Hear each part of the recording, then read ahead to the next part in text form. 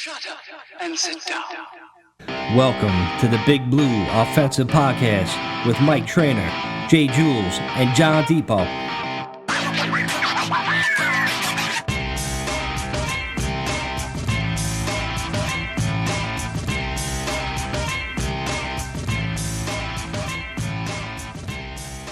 Hey, what's up, Giants fan? Welcome to the BBO NYG Podcast. I'm Mike. That is Jules. Nobody else this week, Jules, huh? They bailed on us. They can't stick with the hard times. Listen, and they're in mourning, right? Because look, at least we're all dressed in black right now, black hats, black shirts. You know what I'm saying? Like we're in mourning after this loss. You know, I guess they couldn't even handle it. They couldn't even handle it. Pick the right colors, man. You know, I was thinking before we get on. I know we're gonna talk a little bit about the game, but I think that's old news anyway. But I was kind of had like a thought. I was like, you know what? Me and Jules probably gotta both eat a little bit of crow, and I'll tell you why. Okay. I got to eat it because of Daniel Jones can't throw a fucking deep pass anymore. And you got to eat it because I told you Jaden Daniels would be the best quarterback to come out this draft. And it's only been 3 weeks. Listen, he's only got 3 touchdowns, all right? I know. Crazy. But I think 3 touchdowns in a month. Dudes want to fucking get a new quarterback, all right? If his last name was Jones. But yeah, I feel you. He has looked the best of the draft for sure by far. Yeah, he does. It really does. They actually wanted to flex the week 6 game of the Ravens with Lamar Jackson and them to, take the Giants out of it. But it looks like CBS is not letting that happen to go to NBC. So the Giant game's going to save the night game. So F you guys. So hopefully that's you know what? Like, they talk about this jumping on the bandwagon, right? Right away. Literally, that game could have gone either way with them, right? You know what I mean? And like all of a sudden, the Giants are sitting here at least at 2-2, and they'd be at 2-2. Are you looking to flex it then? You know what I'm trying to say? It's just because they don't. Like, they're literally 3-1, and their 3 wins are against 1-3 teams. Oh, dude! I mean, it's literally 3 drops from us being 3-1, because I'll tell you, like obviously the drop against Washington, right? But the Dallas game at the very end drive, right? Let's go right to the end of the game. We had there's a couple of these I do want to mention. The game. We'll go. We'll backtrack. We'll backtrack, Jules. Trust me. But I want to go right to that last drive.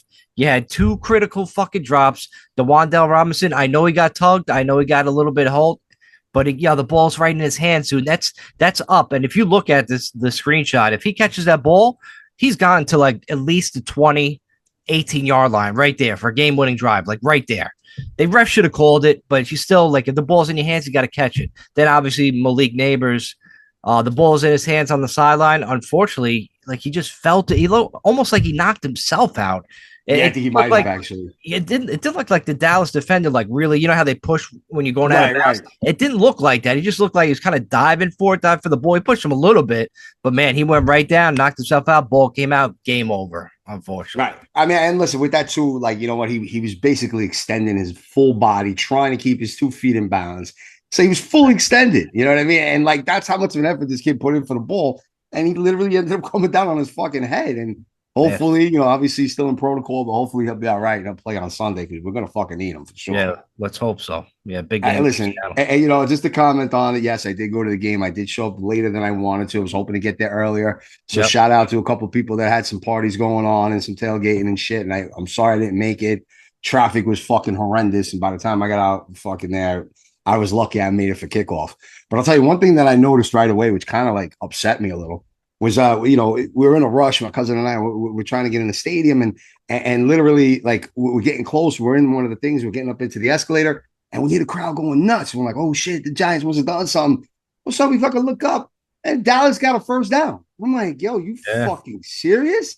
Like, that side of the stadium, I don't think I could have ever sat on it. Like, if you were on that Cowboys side of the stadium, or Cowboys sideline, I should say, but like, it felt like it was their side of the stadium almost. Yeah, I feel for you Giant fans because that shit was tough, man. Like, I was just getting annoyed, and I was literally just going up the escalator and then trying to walk around the stadium to the other side to get to my fucking seats. You know what I mean?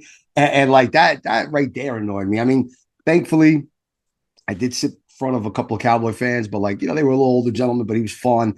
We did a lot of bantering back and forth, but it was all in good faith, good humor and all that kind of stuff. So never got personal. I didn't see any fights, at least not in my section or any section in front or anything like that. I know there was like a big one that was all over social media.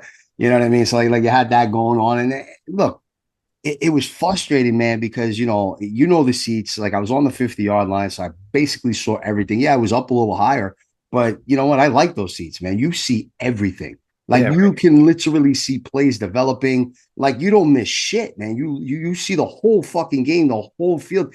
Look, there was a couple of plays that everyone knows about that Jones missed the deep pass, but there was a couple that he didn't even look at. There was guys open at times throughout that game that he was like, "Nah, I'm not going to go for the deep pass," and went for like the shorter, like more secure pass to complete it. You know what I'm saying? that's Like, his look, problem. That's his problem. that's the problem right now. And look, I don't know. And you know what? You and I kind of commented a little bit through text when I was at the game and whatnot. And you were saying maybe it's the knee, and then I had a conversation with someone else who said could be the neck. I mean, if you remember, Yeah, right? Like, true. and we kind of take that for granted, but like if you remember, like Peyton Manning, his career got shortened because of Yeah, a major neck injury, and he was yeah. a shell of himself on that last run with Denver, The where deep he ball did what just he had to. yeah, Yeah, the deep ball went away. His velocity went away. You're right. I didn't yeah. even think about the neck. I didn't either, right? So I'm like, this is where you appreciate going to the game because, like, Right. sitting at home is great. Going to the bar is fun. But like, if you go to the game and you're in a good section and you got good people around you, you pick up on so many things from people. There's guys that have been going to that fucking, to the stadium before it was the fucking MetLife and it was Giant Stadium for years. You know Yeah, what I right. mean? Like they were going to that stadium for like 20 years, let alone being at MetLife for Mm. that long. So like, you just get different perspectives and it's kind of cool and it's refreshing. And honestly, the only thing that really sucked about that Thursday night game was the outcome of it. Like Yeah, like the fact that we fucking lost and how we lost and seeing Jones not being able to hit that deep pass. Look, I'll be honest with you too. A lot of people were pointing out that the running game was ineffective and we should have been able to run all over Dallas, especially if their yeah, we defense should have. it doesn't look as strong. But think about this, right? If they're not afraid to get beat deep, they're going to walk those safeties up. You're going to face guys that are fully up because they're not scared someone getting beat over the top.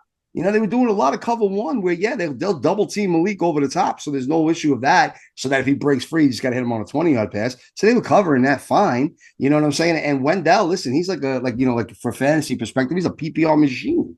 I mean, that guy catches everything. Like that's our possession receiver, and that's kind of what I was alluding to last week when I was saying how, you have AJ Brown and Devonta Smith, you have Tyreek Hill and Jalen Waddle, you have all this 1-2 punch. We kind of have it. But like if we can't go over the top, we wonder why Hyatt isn't really being more effective. Hyatt's that guy.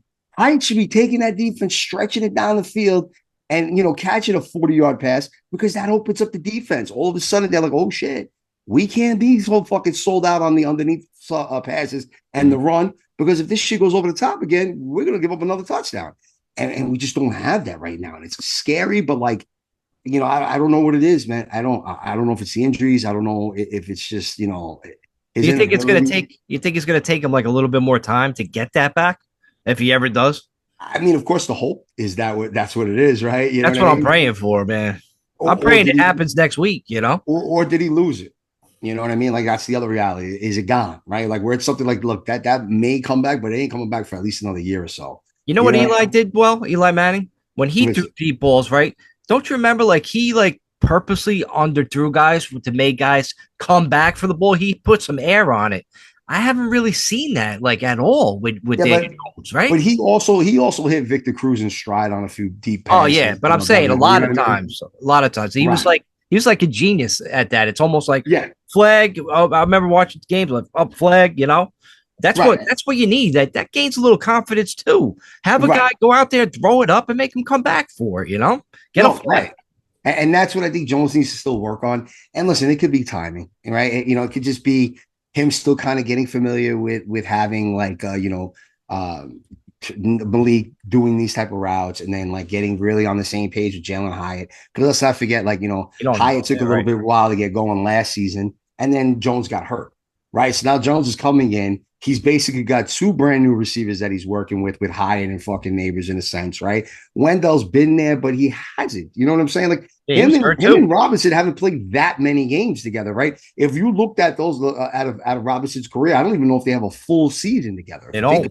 They don't. If you string all the seasons together, I don't think they do, right? So he's still kind of technically getting a feel for that, right? Because you're seeing him either overthrowing guys or underthrowing guys, right? So That's a good to me, point. that kind of seems like timing.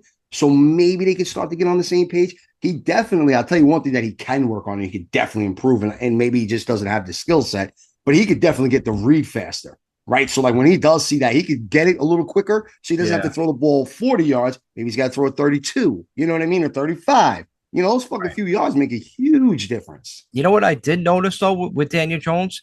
You know how they say like when a quarterback is in the same system for 3 years, he really gets it? Dude, it looks like Daniel Jones does really get it. Like you can see him manipulate the pocket well now that he got an offensive line. He was like moving side to side, creating some space. He wasn't like getting like really like sacked that much. I mean, and this is the if other you watch the game, it was good to see that. It's just like you got to hit those guys at the right time, man. You got to make. You can't settle for field goals. So listen, I was pissed about Jones like missing the deep ball like everybody else, but it was that one play in the game when it was 4th and 3. We're up like 9. It was like, no, we had 9 points on 3 field goals. It was 4th and 3. We're at like the 10-yard line. Dude, you gotta go for it. You're at home. You have to go for it there. Even if you don't make it, I don't give a shit. Don't take those fucking 3 points and just get 12 points. That frustrated me. And right there, when they didn't move, I was like, oh man, it's gonna be a long night. And let me tell you something. Like, you know, I did mention that, you know, I was kind of focusing in on like the Dallas part of the crowd, because that did kind of like throw me off. It was kind of annoying, but at the same time, you know, the crowd itself was electric. I mean, listen, there's just something different about going to, and prior to this, because this was my first Thursday night game, but Saturday night games, and you know, like I remember when I had gone to one of my first Saturday night games, you know, some of the season ticket holders were sitting there saying, "Look, you know what? Even when you go to a game on Sunday, most people have to work. Even if it's at 1 o'clock in the afternoon, you're still like, damn, tomorrow I got to be up in the morning. I got to do my take it easy. Yeah, you know, you pull back a little bit, right? Like on a Saturday night game, well, you know, most people are off on Sunday, so they just kind of letting it rip, and you could feel that incitement.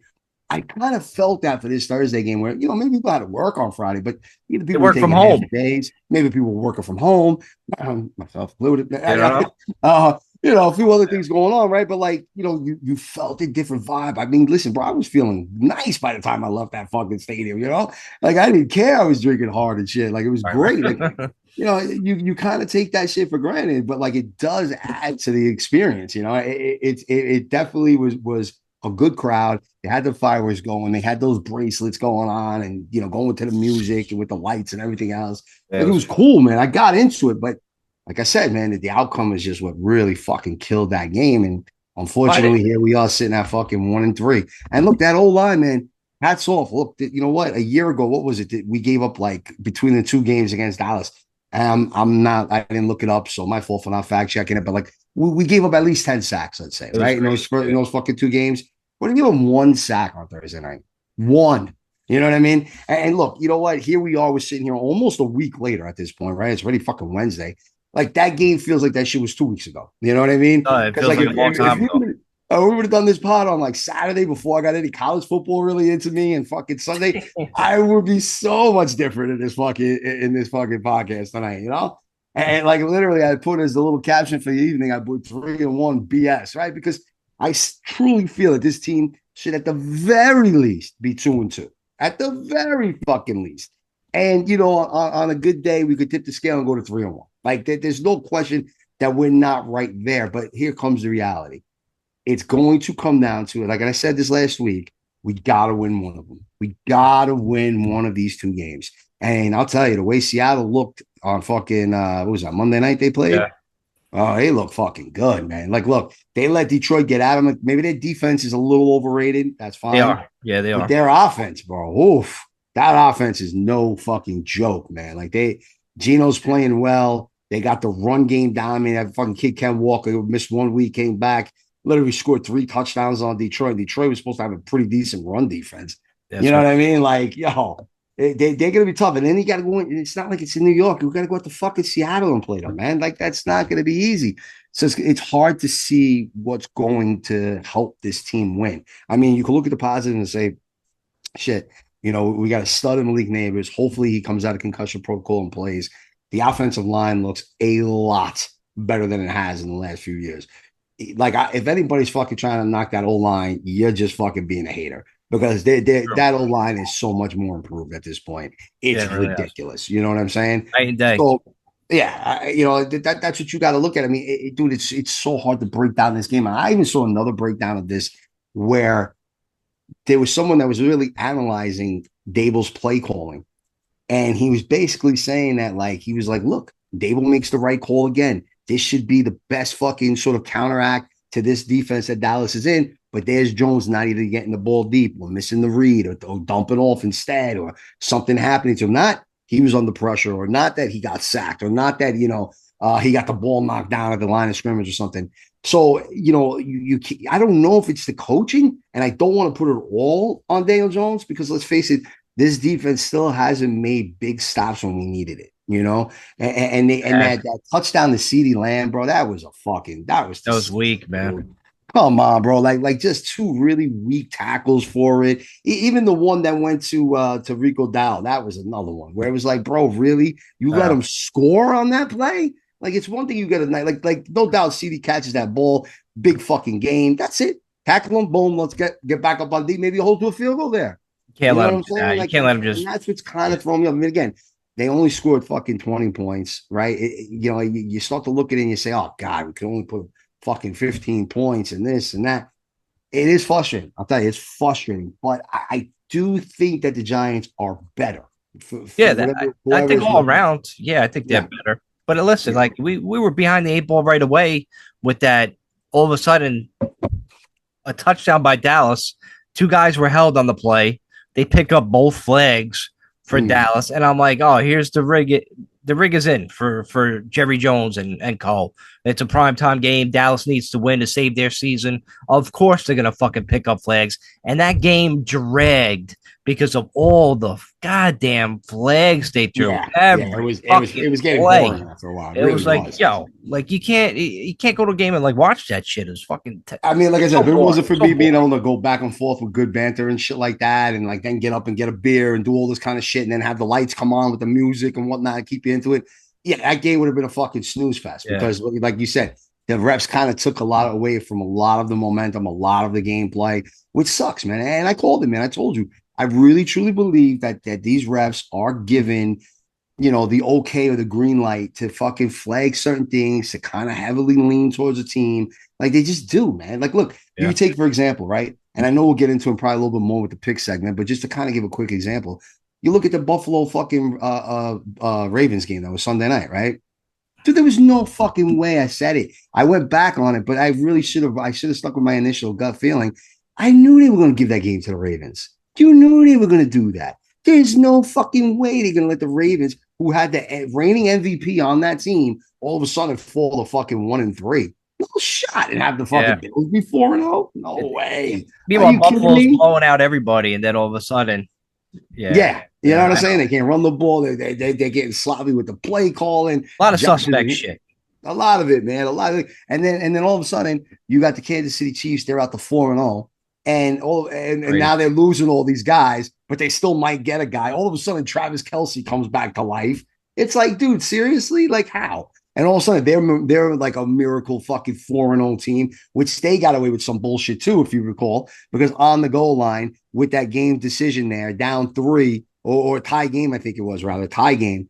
It was 3rd and goal, and they throw an incomplete pass. No. Defensive holding, automatic first down. Right. Now the Chiefs going for a touchdown. Now they're up 7, and now they got to fucking have a field goal, touchdown just to tie them. Like, come on, bro. I can't with this shit anymore.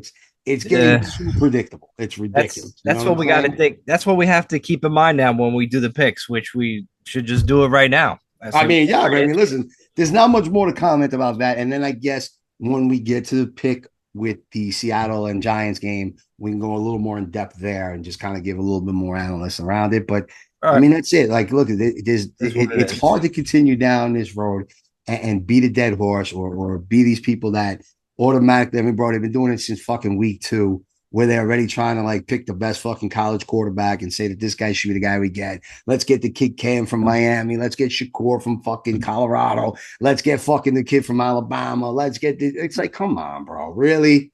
I mean, Beck looked great too. I don't know if you caught that Saturday night game, the Georgia fucking Alabama game. A little bit, yeah. That game was fucking phenomenal. It started off like I thought it was going to be a blowout. Bro, I really thought they were going to get there. I thought they were going to get run the fuck out of there. And then all of a sudden they staged that comeback and they should have won that game. That was sick. Great college game for sure. Yeah, I turned around. I think I was doing something to watch another game, and I had the game on one of the other TVs. I'm like, What the fuck? What just Well, happened? that's why, like, yo, dude, one of the things I do is with that YouTube TV is you can put the 4 games up on the screen. Yeah. Bro, it's great, especially with college, because there's like fucking 80 games on there on the fucking Saturday and shit. Now get three TVs, and you put 12 games on. No, and for real. I don't even know what to do with myself. Yeah, I literally just like spinning my head all day and shit. Yeah. But like, yeah. So it was great because, Penn State was on, so I had them going at the same time, and there was a couple other games. And then once it gets into the West Coast and it's the second half, unless it's like a really good one, I wasn't sitting there and watching the whole fucking Oregon game, which was like one of the later ones. But and if you're a degenerate, you're fucking trying to. Oh, yeah, of course. I mean, it was definitely those days. Listen, on Hawaii at fucking midnight. I missed those Hawaii midnight games that would fucking come on at midnight, man. That shit was great, bro. 3:30 in the morning, you're sweating to just try to break even. Yeah, you know what I mean? Listen, those were the days. All right, NFL picks, Jules. All right, let's roll. Let's go to Thursday night. Yeah, the Amazon game in Atlanta. Atlanta's -1.5. They're favored over Tampa Bay. I actually like Tampa. Atlanta, I don't know, man. They're weird, right? Yeah, this is a tough one. I mean, it's a tough one. This is a really tough one. I mean, you got the Saints in that division, you got Atlanta in that division, you got Tampa in that division. This was supposed to be that laughable division, and these guys are fucking balling. You know what I mean? You know what? I think Baker had a speed bump or hit a hiccup, whatever you want to call it, literally against that Denver game. I think they got caught off guard. I think people are sleeping on Denver because they literally just fucking knocked off the Jets in the Meadowlands this past weekend. So, you know what? I think the Bucs are a little better, but it's tough, man, because Atlanta's playing some good fucking ball too. And Cousins is starting to get healthier and he's starting to get more in that rhythm. It's going to be a tight one, but you know what? I kind of like the Bucs though. I'm going to go with Baker and the Bucs. Yeah, me too. I like that one too. All right, next game. Ooh, this is a London game at 9:30 in the morning. Minnesota is considered the home team, and they're favored over the Jets by 2.5. I mean, listen, if Vin was on here, Vin would be like, the Jets, bro. They told you that's my Super Bowl pick. You know what? I don't know what's going on with that Jets. There's trade rumors going all around. Oh, look at this. Speaking of the devil. Speaking of the devil himself. Vin, we literally just started doing the pick segment, and we just got in the Thursday night game. But we'll also give you a moment if you want to give a quick verb around the the game and Thursday night and all that kind of shit. But I was actually picking for you.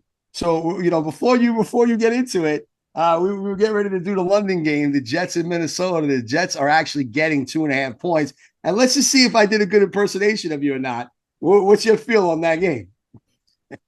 It works better than if you turn your microphone on. I'm just saying. That's how it works.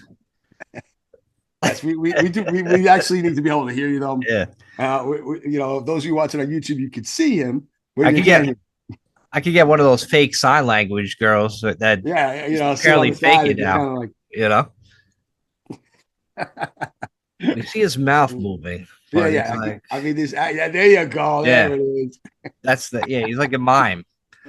He's got to paint his face like really white. He's just gonna write down shit now. He's gonna be like Giant Sock.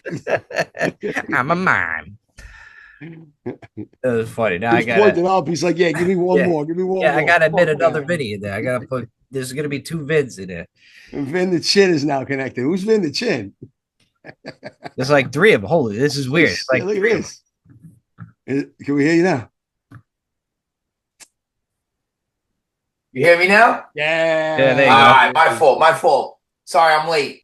No doubt. So real quick, we're gonna kind of like start here and then go back, but fast. Minnesota and the Jets are in London this week, and Minnesota's coming in as the favorite at 2.5 points. What's your thoughts here? Jets win. You called it. The Jets are in. I don't understand the Denver game. There's some problems there. They're talking about Devontae Adams going there. The rich get richer, in my opinion. All this talent. Salah sucks. He's a cheerleader. This is the type of game. Minnesota being undefeated, I don't like for them. And I think the Jets go in and they win this game. I mean, that was pretty close. The only thing you didn't mention that I did was I already told you the Jets are going to the Super Bowl. Jets are going to the Super Bowl. I hope they don't. Because they're the little brother, just like these Mets fans. There's Mets fans everywhere all of a sudden. Oh my God, bro! Come out of nowhere. You have no idea, dude. It's fucking. And they're all saying the same shit. They're all saying, "Yo, I've been a Mets fan all my life." Shut the hell up! You never talk. That's what they always say. Right. Same thing, same story. Mets, Jets, Nets. Get out of here. Right. I got All this the B pizzeria. squad. I got this pizzeria like a couple blocks from my house. That literally the guy set it up where he's got like, one of those windows where you could get it from. So instead, whenever there's like playoffs on or soccer, he'll have the TV in the window and then he'll set up some seats and chairs and tables and shit outside. So these motherfuckers will all set up watching the Mets game as I was coming home. I'm like, oh God, look at these guys. It's like I can't even get into this. So, Vin, any kind of points or things you want to point out from Thursday's game that that I don't know, either stand out to you or surprise you? Yeah, you know what? Like, people say there's been this rhetoric out there that we didn't lose the game because of Daniel Jones. We did. You said it before, Jules. There's no deep ball there. Yeah. Jason Garrett beat it out of the guy. I saw what Slayton said, and Slayton rides for his teammates, like especially Jones. He said like a lot of the deep balls are not very accurate, but he doesn't hit any anymore. And I know there was some drops that Trainer was talking about, but at the end of the day, like we gotta score some touchdowns. We cannot go into any like Dallas was giving us that game. Yeah, they were. As bad as the explosive plays, because I hate Deonte Banks. Deonte Banks is a cornerback 2. He is not a cornerback 1, period. I don't want to hear anything from anybody in this podcast. He's a 2. You know what I mean? But we give up these big explosive plays, but the defense kept us in it. For Aubrey to miss that kick, I'm like, yo, for all the crap offense we put on all game long, it's right here in front of us to beat this team and get to 500. And that was the line, Ben. That was for the gamblers, because if he made that, then Dallas covers. Now it's just a push for everybody. Now nobody wins. He never misses. Say that in the stadium on Thursday, dude. He went. Like, that's that bullshit. He kicked a 60-yarder. He kicked a 60-yarder like it was nothing. He barely. Oh my God! I'm like, what is going on here? 5 yards easily on that. Then he misses that. Yeah, I think wide right. Daniel Jones holds us back. I think Daniel Jones holds us back. We got to stick with him for the rest of the year. I'm not there yet, ready for tanking. I'm not there yet. I'm there very soon. The Seattle game is going to be very tough. Jules, you were there. So was the crowd quiet to you? Did he get Not in the beginning. Not in the beginning. In the beginning, it was electric. I shared a story earlier, but I'll repeat myself here. It was crazy because we were rushing. We got there a little late, my cousin and I. And when we were running in, we came in on the Dallas sideline of the stadium. We were sitting on the Giants. And, we're coming in, we're going up the escalator, and we just hear cheering. We're like, oh, shit, Giants must have done something. Like, all right, like it was loud. And I looked, and all of a sudden it was like, first down, Dallas. And I'm like, what? I was like, bro, get me to the other side of the stadium before I fucking lose my shit. You know what I mean? But then, especially in that first quarter, we came back, we answered with a field goal. It was like 7-3 or whatnot. The crowd was live, dude. It was a loud crowd. It was surprising because it reminded me of like a Saturday night game. Because, people weren't really concerned with having to work the next day as much. And, everybody was drinking. Even old timers were grabbing beers and shit. You know what I mean? So, like, it definitely had that vibe. But look, when we only put up 15 fucking points and you're in a game that's fucking 20 to 15 and you're struggling throughout, what the fuck is how much to cheer about? You know what I'm saying? It's like the same old shit. Here we are, day 1, day 2. We still can't fucking score consistently. Like, if you look at a lot of these games where teams made these crazy comebacks, you could take like Seattle, who we're getting ready to play against Detroit. Bro, they all put up like 30 fucking points, man. You know what I'm saying? San Francisco kicked the living shit out of them, but they scored over fucking 30 points. Like, you need to have some games where you score 30 fucking points, man. We don't do that. We just don't do that. And it's fucking frustrating at this point. And then we don't have a defense like the 2001 fucking Ravens, where it's like, you know what? We don't need to score fucking more than 15 points because ain't nobody going to score on us. We don't have that. That ain't this fucking football this day and age. So, like, that kind of takes the crowd out of it. I mean, look, they had a lot of things going on. They kept you in it. They had those bracelets going on that they light up to the music beat and shit. They're lighting off fireworks like crazy. I don't like the bell. I don't like us ringing bells to start the game. What is that? I missed that, to be honest with you. I was on the escalator, but, It's gay. It's so gay. It's very gimmicky, I thought. Yeah, there was a couple things. And listen, I absolutely hated the fact, and I didn't mention this earlier, was that I was sitting next to a gentleman that had like his game on the phone, and he was watching the Yankees because the Yankees were in position to clinch the division, right? So he was like watching the game, but in between plays would like check back to the Yankee game and shit. So every once in a while, I was kind of leaning over, looking myself. And they announced it officially when the Yankees won that they clinched, and the fucking place went crazy. Because look, some of these fucking Dallas Cowboy fans are probably Yankee fans too, because you know you got that fucking crew, right? That like a fucking, I'm a Manchester United fan. I'm a fucking Montreal Canadian fan. I'm a Cowboy fan, and I'm a Yankee fan. You know what I'm saying? Like, yeah, good for you, pal. You know what I mean? So you definitely had a lot of that. And the fucking thing, I saw a meme of fucking somebody making fun of it. They were like the loudest cheer out of the fucking crowd that night. And they show a picture of the fucking Yankees clinching the division. I was like, man. Because it was good. I'm probably buying tickets for game 2 if you guys are down. On Monday? The Monday game? Night. Yeah, I looked. It's sold out, though, I thought. I got to look again. He might be. I didn't go through. It's sold out. It's sold out through like the Yankees and Ticketmaster. I'm sure if you went to like StubHub and all that. I saw Ticketmaster, $80, $77. Really? Let me look again. We'll talk more about that off the air then. Huh? All right. We'll save that for Yankee playoff podcast. My last thing I want to say about the Giant game is a lot of people are giving props to Brasillo and the offensive line, which I think pass protection, they've made huge step. But the run blocking was horrific. Like, we should have ran all over Dallas. We didn't take advantage of that weakness in their defense. Mike, do you want to comment on that one? Not really. Neighbors getting hurt, I think, is interesting now because we might be going to Seattle without him. We'll see. He's still in protocol. I mean, like at this point, I think if he didn't get ruled out by Wednesday, he's got a really good chance of playing.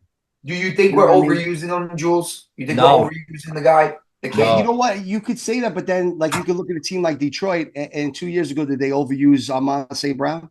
Right, because they were using him in the same fashion. 2 years ago when Justin Jefferson, before Addison came on that team, and before that kid Nalen came on that team, were they overusing him? He dropped two. That's what happens. Now he dropped balls in the fourth quarter. Game-winning drives. He dropped balls. Let's look at a divisional opponent last year with CeeDee Lamb. Did they overuse CeeDee Lamb? He got like 175 fucking targets last year. You know what I mean? Right. So no, I don't. I think this is what. I don't think so either. And Wan'Dale Robinson gets open too because of that. Wan'Dale gets open big time because of him. And just imagine we had Darren Waller if he didn't retire. Yeah. Imagine how big of a weapon that would be for third down conversions, matchup problems with that fucking dude. That really sucks. That's a big loss for us. What was that against Cleveland? No, it might have been against Washington. There was that big call on Becton and shit like that.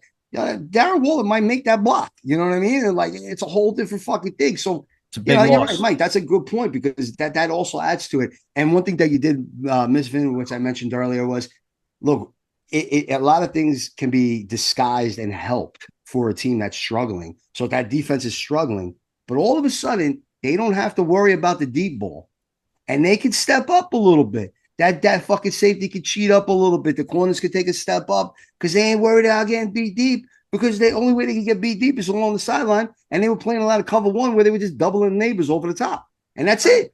Bang. It's over. We don't have to worry about it. So guess what? Now you got an extra man up on the run and those holes get fucking clogged up. Plus, we weren't really running up the middle as much as we were doing in certain other games where we were trying to do and beat them around and go a lot of off tackle, which I couldn't understand. Especially so you put that on Daboll's play calling? Abel's play call? Well, see, now I did, but I didn't. And then I also watched a breakdown of a lot of key plays throughout that game where they were in this kind of a defense, and this would be the best play to be called against that defense. And Daboll was making the right calls. They were different ones. I mentioned to Mike earlier. Sure, you guys saw a few plays throughout that night where you saw Daniel Jones not being able to hit that deep pass. There were certain plays where I was screaming on the top of my lungs that I saw guys open deep. Yeah, sure. There was a guy open underneath, of course, but he took that safe fucking 10, 15-yard play versus taking a shot at the 25, 30-yard. Right. And the 25, 30-yard was there. So there were plays that you couldn't see that I was able to see being at the game in the angle I had that, dude, I was screaming at the top. I'm like, he's open. And everyone's like, yeah, he's underneath. I'm like, no, the guy over the top is fucking open. Holy shit. Jules, maybe you were just seeing guys because of how. I mean, listen, I did have a few drinks before, I might have some whiskeys in the pocket. You know what I mean? Look, another guy's open right there. That's the ref. You're like, nah, dude, he's wearing black and white. Like, no, he's not. Oh, yeah. So, do you guys think our culture is so bad that we just don't know how to win? I think we're right there. We're on the verge of just flipping it. yeah, 1 or 2 plays in both those games. I was telling Jules before, Ben, like, yeah, we had to drop against Washington. That should be a win. And yeah, on the last drive, we had 2 major drops. That Wan'Dale Robinson drop, granted, he was held, but yo, he catches that ball in midfield. He's down to like the 20, 18-yard line easily. There's nobody there. Well, could you say, isn't that all the NFL? All the most it is. It really is. Like pretty, but it's funny how that works, right? It's just like 1 or 2 plays here determines the outcome of games. It's wild, and of course, the referees picking up flags when obviously holds. No, don't get me started. Yeah, so like the face mask and stuff. It's like all bull. Yeah, the face mask. Oh, we didn't even talk about that one, but yeah, that was crazy. The face mask play. That literally fucking, it was on Dallas, and then they flipped around and called it on us. That was nuts. It was on Bellinger. Yeah. I mean, and he's the one that got fucking his head ripped off. Unbelievable. It really is like, what the fuck is that? And how come Dable didn't just fucking lose his shit like over that? Like, you gotta lose your mind over that bullshit. You can't challenge it. There's nothing you could do. Like, that's just one of the ones where you just gotta kind of sit back and be like, wow, we just got fucked. You know what I mean? Really? Have you guys heard anything about Drew Phillips and Adoree coming back? No, nothing yet. I haven't heard anything either. Probably not. Probably not. I mean, look. Yeah. Look, it's going to be tough with Seattle. We said we would kind of review that game a little bit more when we get to the pick'em segment with it. But we held our own. We did. We held our own against Dallas. Like I said, that CeeDee Lamb touchdown, I'll repeat it again, but it should have never happened. Right? He should have been tackled. It should have been a big. Dubin made a mistake on that play too. Listen, he's a rookie. He's going to make some mistakes. Yeah. You know what I'm saying? Like, there's not much you can do there. But he's good. He's very textbook. He's smooth with his movements. He's good. That's what I was saying. And I was happy with that pick. That was one of the ones, like, I'll admit, like, I think it's got to be like the last 5 years now, maybe, Mike. Every second round pick I've been a huge fan of. Huge fan. Yeah. You know what I'm saying? And like, some ones have worked out really well and some haven't, but I've been a huge fucking fan of the. I didn't like Wan'Dale when we picked him. He's turned me into somebody that I like. I like him now. This year, he is really fucking stepping out. This guy's a possession receiver. You know what I mean? Like a yak monster. Yeah. He gets there. He boogies, man. I like him. Yeah. Well, we'll see. But let's go back to the picks. Quick, we know you like the Jets. We kind of went a little heavy on Minnesota. They stay undefeated. We'll see. But real quick, I know you missed the Thursday night pick. It's the Bucs versus the Saints and versus the Falcons. Excuse me. And it's what, a 1.5 spread? Yep. Atlanta. Where is it? It's in Atlanta? Yep. I really want to pick Atlanta here. Bucks are coming off their loss. I'm gonna go with the home team. Well, the Bucks coming off of a big win. They kicked the living shit out of Philly again. Oh, right. That's right. I'm gonna stick with the Falcons. I'm gonna stick with Atlanta though. All right. Moving on to the 1 o'clock games now. Yeah, 1 o'clock. We only got 6 of them. In Washington, Jaden Daniels' team, he's minus 3.5 against the Cleveland Browns. Watch Cleveland with an upset here, because all the hype is on Jaden right now. I would love that. Okay, and look, you know what? Could they do it? Yes, if that defense becomes a little bit closer to what it was last year versus how it's been this year. They can run the ball against them with Jerome Ford. I think Njoku is back. You know what I mean? But the fact that Washington's home, they're rolling. They want to fucking flex games on Sunday night. You know, Jaden Daniels is going to win Rookie of the Year, MVP, and go to the fucking Super Bowl. You know what I mean? Like, how you going to play against Washington, bro? They're 3-1. First place in the NFC East. They're the best fucking team. They're awesome, bro. It's going to be them, the 49ers, and fucking Detroit for the fucking championship. I said in the beginning of this season I would never pick the Commanders to win a game all year long just because I didn't see it. But Cleveland's a disaster right now. I think their offensive line is really banged up. They're missing like 3 starters. Deshaun Watson is not shown any sort of he can't compensate for that loss up front. The run game needs Chubb back immediately.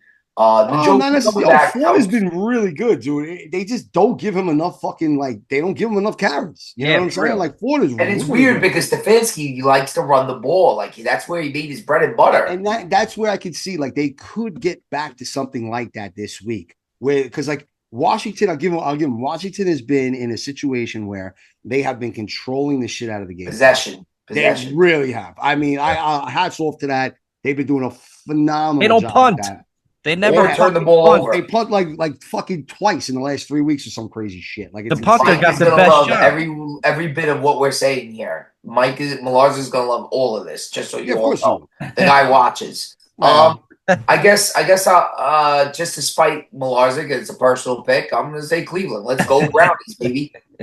I think it's gonna be a lot closer than people think.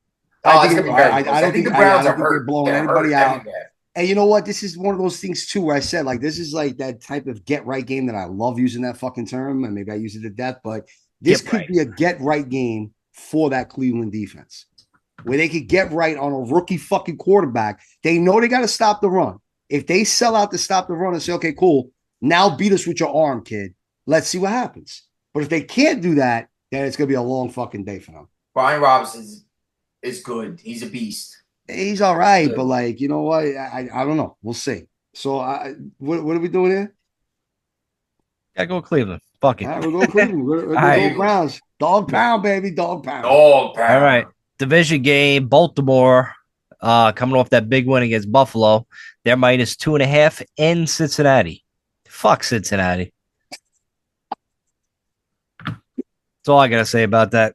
Cincinnati just really, man, they lost to fucking Washington bad on Monday night. They lost to New England Patriots. I'm not betting on that team. I'll tell you, if Baltimore can run the football like they did against Buffalo on Sunday night, there's no fucking way they should lose to Cincinnati. Cincinnati's defense looked like trash. The garbage. I mean, the only thing that can fucking if Baltimore plays that shit smart, runs the shit out of the football, and keeps time of possession, there's no way they should lose that fucking game. But it is in Cincinnati. It is a divisional game, and Cincinnati's kind of playing for their life because they fall to 1-4. Their season is over. You know what I mean? So, like, I don't know. It's a tough one. Who's getting points in this game? Cincy is. I'll take the points. I know it's crazy, but I'll take the fucking points in this one. I think Cincinnati. You never know with Joe Burrow to start doing something, but I think Baltimore's preseason is over. They're starting to roll. And they're gonna continue to run. Harbaugh, I think he's the better Harbaugh in my opinion. I think that guy, he knows what he's doing. The identity of the team is to run and play hard-nosed defense. It always has been. I think Cincinnati coming into the season had a lot of undercurrent issues with Jamar Chase contract, T. Higgins. Burrow really hasn't performed well since his Super Bowl run. They still haven't really fixed that offensive line. Yeah, they haven't really. They've been getting away with Burrow's play, all these fantastic play. I think the buck stops here with the Bengals. I think they go 1-4. Give me the Ravens all day. Hey, listen, they're only a couple of weeks away from playing the Giants, so hopefully they are fucking like this, and maybe we can steal one there. That'd be nice. All right. Oh, next game, Buffalo and Houston. They're in Houston. It's a pick 'em. Oof. I don't know, man. I don't know. This is a tough one. This is a tough one. I know it's going to be a good one to watch. This is definitely going to be a good one to watch. I mean, there's so many extra things going into this game. Like, you know, you look at how people were saying that Davante Adams might be traded, and you know, there's always rumors of other receivers that might come in and play. They're even talking now Tyreek Hill's like fucking kind of being shopped around a little bit. Buffalo, as much as they'd like to get into some of these trade talks, they're kind of limited because of one Stephon Diggs. I mean, they literally paid him to go to Houston. You know what I mean? And like Houston got him on a discount. So like normally you could sit there and be like, yo, this is a revenge game for fucking Stephon Diggs. But in a way, it's kind of a revenge game for Buffalo, where I think they circled this fucking game. And yo, this might be that game where, you know what, you're going to show that fucking rook. I think it's going to be good. I think it's going to be close. I'm not saying they're going to go in there and smack them or anything like that. And they might even get off to a rusty start because of fucking them the way they played this past Sunday. But after that, I would be really surprised if Buffalo doesn't win on Sunday. I think that's great analysis. I agree 100%. I think Buffalo has been looking. Diggs on his will get a touchdown or do something because he'll demand the ball. I think just in this spot, Buffalo's coach and quarterback have been in this spot before in these sorts of games. I think coming off the Ravens loss, they're licking their chops. They're going to win this game. It'll be close. Houston, you know, I don't know. I just think Buffalo, they just need to develop these pass catchers. Keon Coleman, Dalton Kincaid, these guys got to start developing into more consistent pass catchers for Josh Allen. I like that they're running the ball with Cook and all that, but I think I think they're going to need to go outside with some of these receivers. Is it Shakir? Is it going to be Coleman? One of these kids is going to have to step up eventually. Eventually. Well, you know what's funny? I was having a conversation regarding the fantasy wise, of course, and we were kind of involved in a trade where we got Keon Coleman, and I said, look, you know what? Keep in mind, not every rookie wide receiver just comes out the gate week one like Neighbors and Harrison. These guys, no, it doesn't happen. Beckham 4 games. You could take a guy like Amon St. Brown, right? And I kind of mentioned this earlier, where it took him a while to get going his rookie season. Shit, like if you were a fantasy owner and you had him, you probably dropped him by week 5, and then it was like week 7 or 8. This guy explode, and now he's one of the best receivers in the league. And I'm not saying that Keon's going to do that, but the potential's there. The opportunity with the team is there. Opportunity targets there. You know what I'm saying, right? Because like someone's going to step up and be the alpha at some point. You know, you can spread the ball around all you fucking want, but at some point in time, Kansas City's shown it, right? Because all the time, we're going to spread the ball, but eventually it became Tyreek Hill and fucking Kelsey, then just Kelsey, then it was Rashid Rice, right? Someone emerges as that alpha.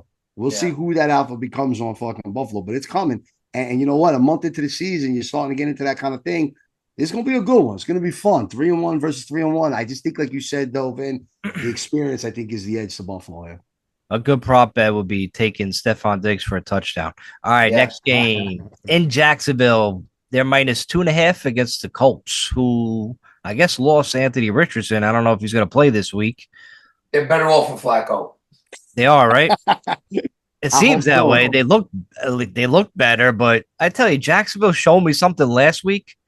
I think they might sneak with a win here. You know what? They're -3 at home. 2.5. -2.5. And listen, like you guys joked about, but yeah, they might be better with Flacco. So like, I get the fucking aspect of like the Colts fucking coming in, but there is a reason why Jacksonville's favored, and it's not because of fucking Anthony Richardson. Plus, the Colts might be down Jonathan Taylor. This is that game. What is it now? I think 9 consecutive games that fucking Trevor Lawrence has lost. Dude, you know, he's not going to lose. I mean, how many? He's got to win at some point. Some got to break. This you would think would be it. Flacco, no Jonathan Taylor, coming into a hot fucking Jacksonville. Probably gonna be like fucking 90 degrees in October down there. You know what I mean? Yeah, I would definitely think they win this game. I agree with you guys. I think Jacksonville has to win this game. I think there's, you know, maybe they tapped into a 2-headed monster with ETN and Bigsby. I think that, you know, rely on the run a little bit more. I like that kid, Brian Thomas Jr. I like him a lot in the red zone. Pretty good. But I wouldn't be surprised if Flacco pulls this out. Do you remember what he did with Cleveland last year? Like, yeah, with Cleveland, listen, he got him into the playoffs. Dude, Flacco still got it, man. He still got every former Jets quarterback is doing something in this league. It's amazing. Even Flacco. Listen, I don't know if Wilson has yet, but we'll see. Huh? Yeah, but what about Mike White? No, Mike White, Sam Donald. Dude, they're littered throughout the whole league. They're everywhere. I can't believe these guys want to bet on Wacko Flacco. It's fucking crazy. All right, moving on. We're not betting on them. Next game in Chicago. Chicago's -3.5 against the Carolina Panthers. Oof. I don't know, fellas. I could go both ways on this one, but I guess I would have to go with the home team. I mean, Chicago's defense is for real. They keep them in games. I don't think Carolina really has enough to go into Chicago and get that W. No, I don't either. I might even pick them in my survivor pool this week. Yeah, I was thinking that too. You know what I mean? The Bears, I'm kind of that set on them. I'm leaning that way too. You know what? Carolina's a good story. I know Andy Dalton's got them playing well. Hubbard all of a sudden has become an explosive, but I just think against that defense, you're going to see it. It'll probably be an under game too, but I like the Bears. I agree with you guys. I think the Bears defense overcomes. Will we see Caleb get a little bit better? Does he make any sort of step up? I don't know, you know, but again, Rome Odunze, like all these pass catchers, Keenan Allen's still out for them, right? He might play. He might play. He's like 50-50 right now. We'll know more by Friday. Yeah, you know what? I wouldn't take the Bears here. I just like you said, Jules. I think Carolina was a nice little story with the red rifle, but they just don't have enough. They don't have enough. You know, it's the red roof. He gets a nice fucking play too. I like that kid. First round pick. He's up and coming as well.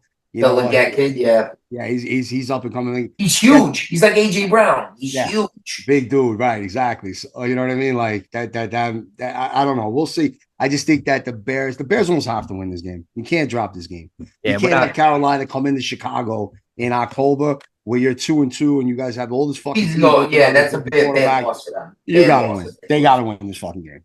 We're not betting on the Red Rooster. All right, the next game. Oh, the best 1 o'clock game. I can't wait to watch this. New England and Miami. It's a pickup for me. God, what a garbage fucking game this is. So, like, if Tua was played, I think Miami was at least a touchdown favorite, and now they're fucking going in as fucking as an underdog, right? I'll be honest with you. I watched that game. It was sad and hard to watch because I got a lot of fucking shit invested in Hill and Waddle. So, like, I have capital in those games.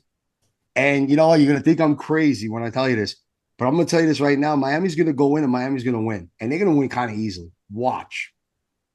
Okay? I don't know about that one. What's your give us a reason why. Okay, all right. So part of the things that I had seen there was I saw that kid that they had there, running back Warren, was running pretty fucking hard between the tackles. They need to lay back on Anthony a little bit and kind of use a little bit more of a 1-2 punch. Because if you let this kid grind it out a little bit and take those fucking hard-nosed runs where he just kind of runs into the defense and kind of wears it down, Anthony could come alive a little bit more later in the game. So hopefully they're smart with some of the play calling.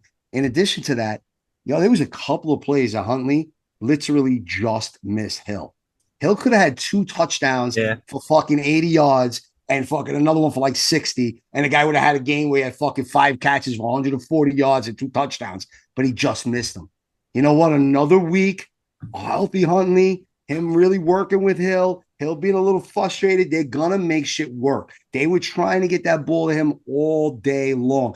Look, Mike McDaniels is fucking coaching for his career at this fucking point, at least with the Miami. Because if they fucking tank out the rest of the year, Tua or not, unless Tua comes back week 8 and just goes on fire from there out, bro, he's going to lose his job. You got to win one of these games. You're going into New England, and they're not the same team. They've run. You know what? Stack the fucking box and let them fucking beat you throwing. Let's see if they can do that. And I don't think they can. And that's why I think Miami's going to win. I think Miami's going to win by 10. That's my prediction. But maybe I'm crazy. What's the points? What's the points on this game? Miami's getting a point. It's a pick 'em on here. Oh, it's a pick 'em. It's a pick 'em. Sorry. Yeah. Live one is 1, but yeah. Yeah, I guess you sold me, Jules. I could have went either. I was going to say New England originally, but you make good points. I didn't see the game on Monday night. I know Tennessee was up. I was watching the other game. It was hard to watch, trust me. But even Waddle dropped like 1 or 2 passes, so his day could have looked a little better. Some of those things connected. It's a timing thing, probably. Yeah, it's timing. That's their 3rd quarterback that they played with in 4 weeks. Like, dude, really? You know what I'm saying? Like, this might be the first time, if Huntley can hopefully make it through this game, that they'll actually have a quarterback that played a fucking game in back-to-back weeks. You know what I'm saying? Like, dude. Like, what do you expect that offense to look like? Yeah, I expect New England to be like a top 3 pick in next year's draft. Like, I expect them to be at least top 5. They're not that great. All right, moving on. In San Fran, I love San Fran. San Fran saved me a lot of money last week. They're minus 7.5 against Arizona. This is a weird one. Like, normally I want to take San Fran because I think they're just going to blow out everybody. But Arizona, man, I think they're going to play him kind of tight, man. I could see it being like a touchdown game. Give me Arizona with the points. Yeah, no, I'm going to go against you there. I think San Fran's found they're in their zone. They know that there's no more Christian McCaffrey. Debo's healthy. Kittle's healthy. Ayuk is healthy. Let's go. This is your fucking team. Show us why you were in the fucking Super Bowl last year. Yeah, I know Arizona's a good story. Kyler Murray's fucking playing. Harrison's great. Connor's been running like he's fucking 25. Well, yeah, right. They got no defense, though. So, like, you're going against a team that can score, can put points. Their offense is healthy. They're at home, and their defense is way better than yours. Yeah, that doesn't sound like a close game to me.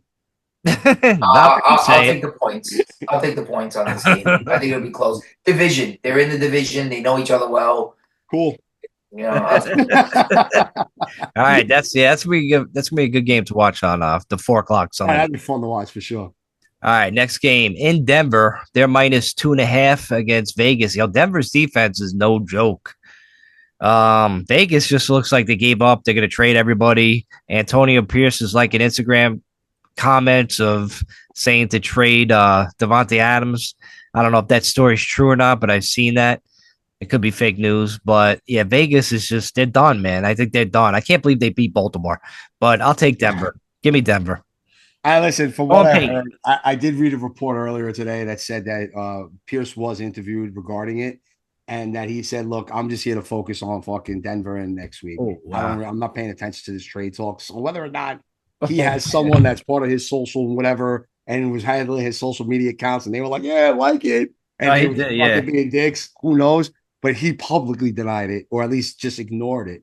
So there is some truth to it, but not a lot. Davante's probably out of there. You're right. Like, it's sad because look at how these teams are both 2-2 in the same division, and yet one team's looking to sell out, and the other team might be up and coming. So, like, it's going to be real hard to bet against Denver in this one, especially with that spread being as low as it is. That could be my survivor pick. That's another one I was looking at.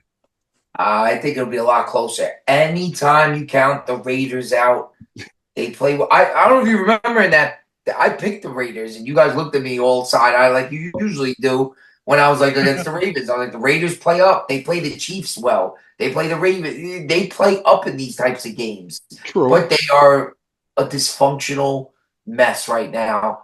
Davante Adams, to me, is a piece of garbage. You signed a $50 million contract. You left. Yeah.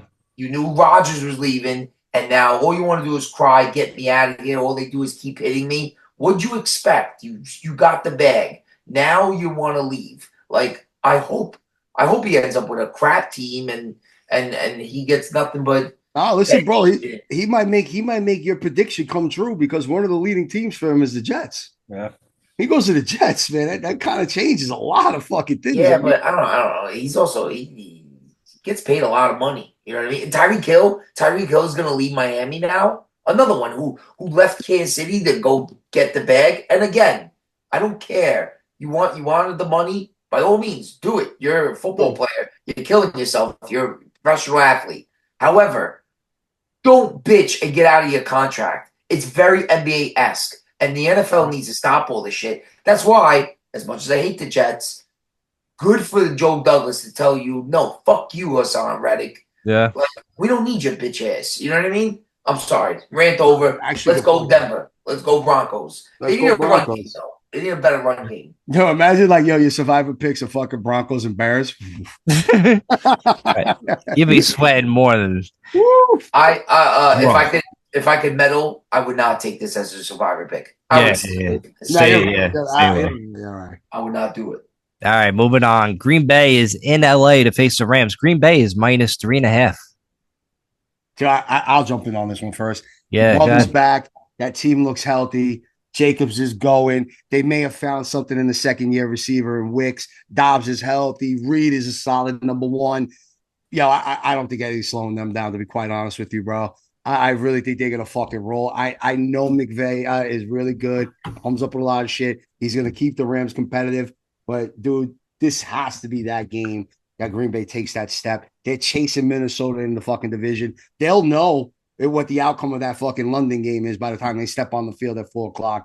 So, I know it's on the road. It's not easy to win there and all that kind of shit. But Green Bay has to win this game. This is one of the ones where they got to come in. I can see them winning by a touchdown easily.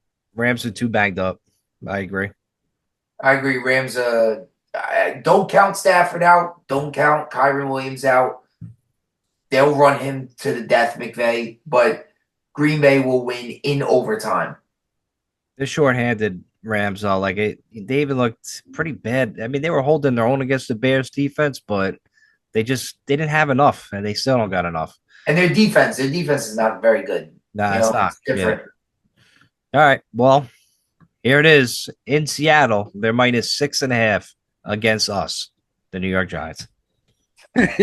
Bum, bum, bum. I mean, we lost last week, so we had Giants +4.5. So of course we lose by half a fucking point on this thing. But I'm rolling with the Giants again. Give me them. Listen, I'll be honest with you. At first, I saw Seattle going in on that Monday night game, and Detroit looked like they were going to smack them. They looked like they were going to fucking run all over them. And it was going to be a joke, and they were going to get blown out of fucking Detroit. And then they fucking mustered up a comeback, which, whoa, I was like, holy shit. And Ken Walker looked fucking great. And all of a sudden, it was like, because you know what? Seattle's record prior to that was that they beat up on fucking some bullshit teams that didn't look that strong. And now they're finally actually reaching an opponent and they're getting their asses handed to them. That wasn't the case. They nearly came back and won that. That kid Ken Walker was coming off of an injury. He exploded, scored 3 fucking touchdowns. I mean, you know what? If they play like that, it's going to be a long day for the Giants. But then again, you know what? That's why they say any given Sunday, right?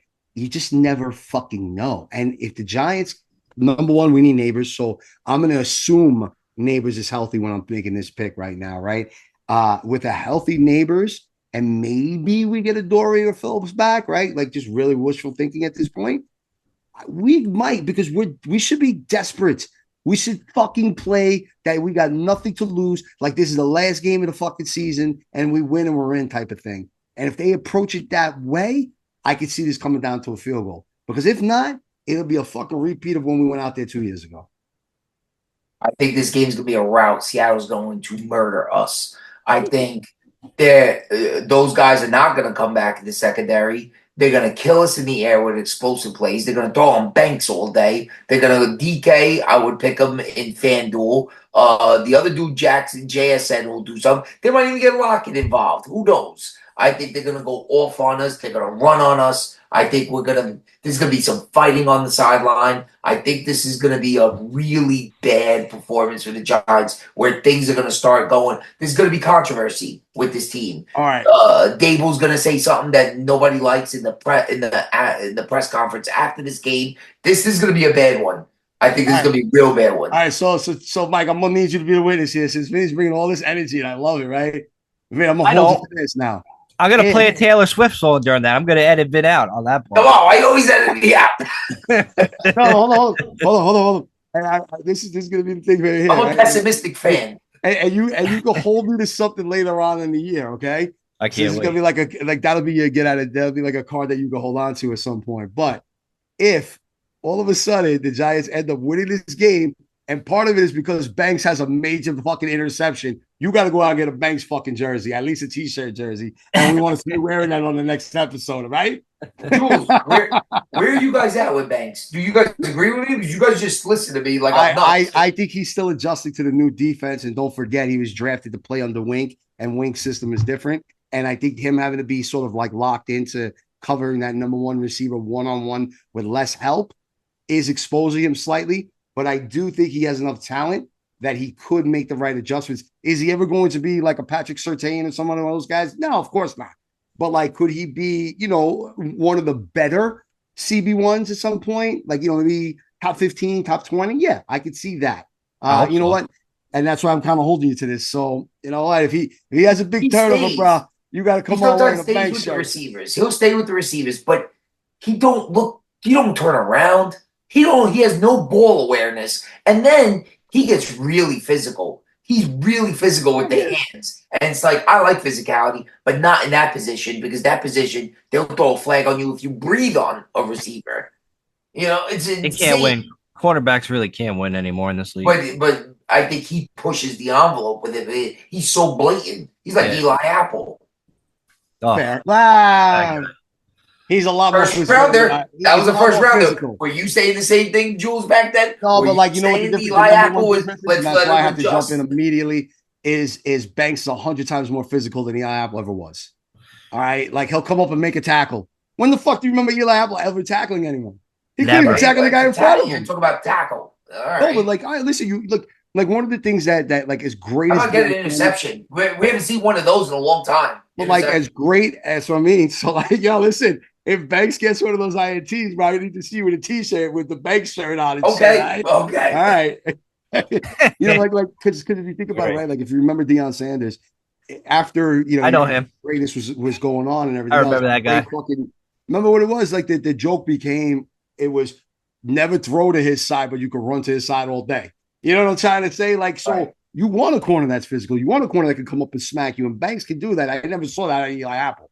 So, like, you know what? Eli Apple still played on a Super Bowl team, right? Or a team that went to the Super Bowl, I should say. Who's Banks going against Monday? DK. Probably DK. DK is going to eat that man alive. He's going to kill him. We'll see. You can get DK's head. That's the thing. So, we'll see. We'll see. over the top, explosive play with no noob in there and they'll have Belton probably in Pinnock. I love Pinnock. You know where I'm at with Pinnock. That's your boy. Well, that's Jason, my boy. Pinnock. Love that guy. All right, moving on. Sunday night game. Dallas is in Pittsburgh.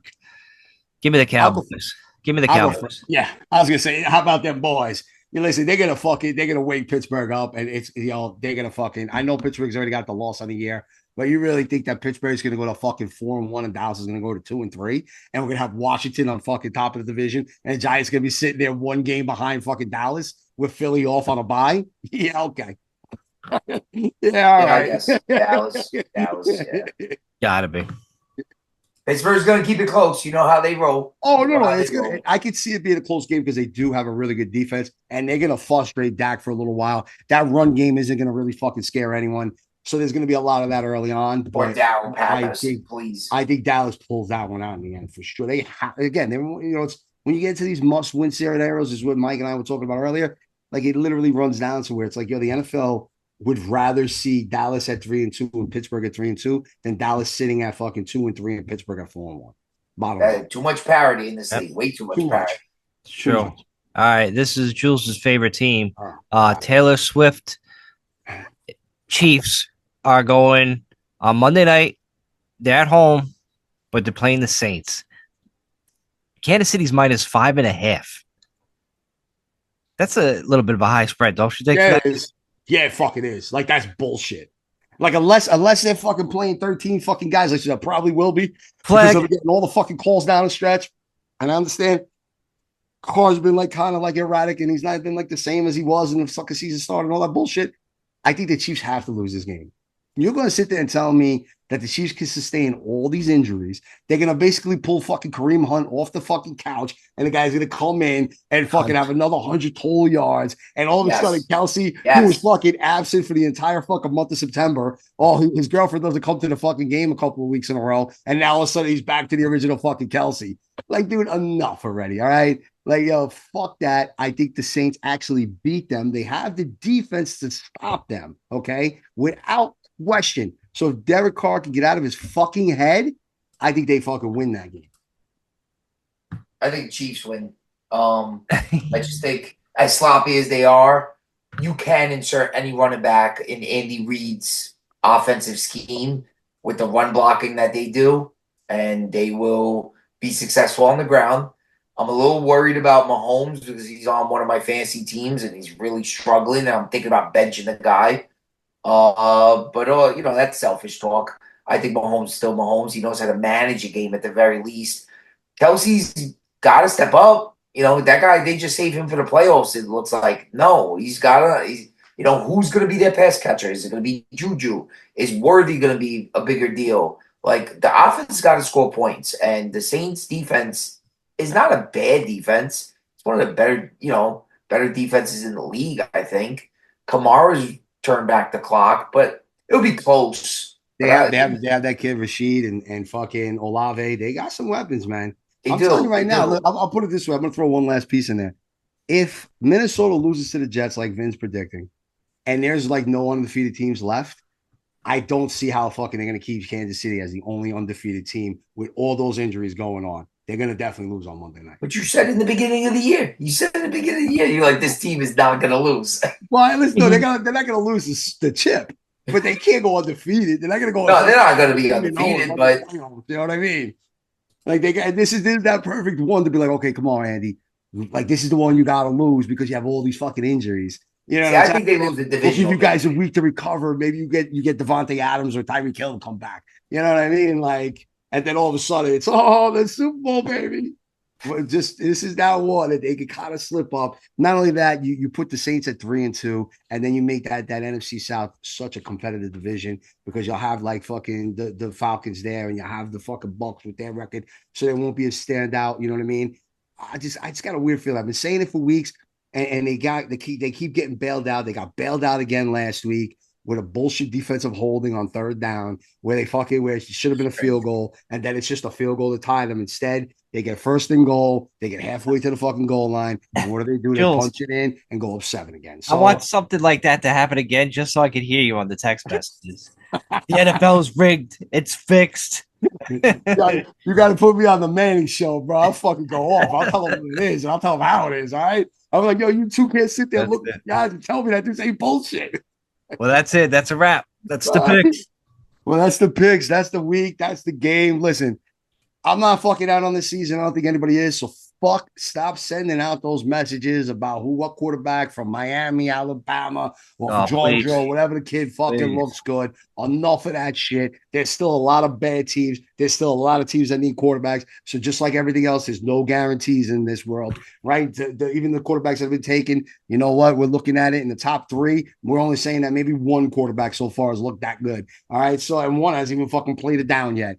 You know what I mean? So like, listen, let's put that on the rust. Let's go into Seattle. Let's keep a fresh mind. Anything can happen in one fucking game. We come out of there with 2-3 and we get a win and a big one on the West Coast.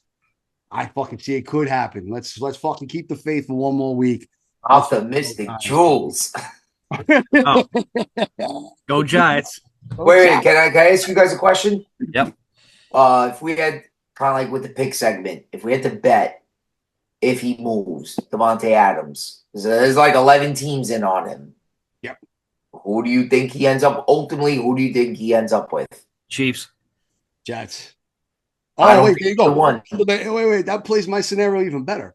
The Chiefs have to lose on Monday night for him to end up there. They can't win on Monday night, go to 5-0, be the only undefeated team possibly in the NFL, and then fucking get Davante Adams. Like, fuck out. That would make more sense. You want me to go off about this shit being fixed? Forget it. I'm gonna go left field on this one. I'm gonna say the Steelers. That could be. Yeah. They could use. I think the Steelers. Does he really want to go there? Like he might bitch too about going to Pittsburgh. Yeah, like who's gonna throw him the ball? You know, like Pickens has a hard enough time getting the fucking rock. Justin Fields been okay, no? Yeah, because he's running again. He's running again. So like his run game has stepped up. I mean, Wilson's close to getting back. Yeah, but I heard Wilson lost the job. That's what I read. Yeah, I read right Wilson, now it's not his job anymore. They're in no rush of getting him back. That's for sure. Yeah. Once Justin Fields has a terrible game, then all of a sudden they could be like, "Where's True. They'll switch right back. The NFL is fucking crazy. Yeah. All right, guys. Go Giants. Let's get a W. We'll see you. Go Blue. Come on, please. See you later, brother.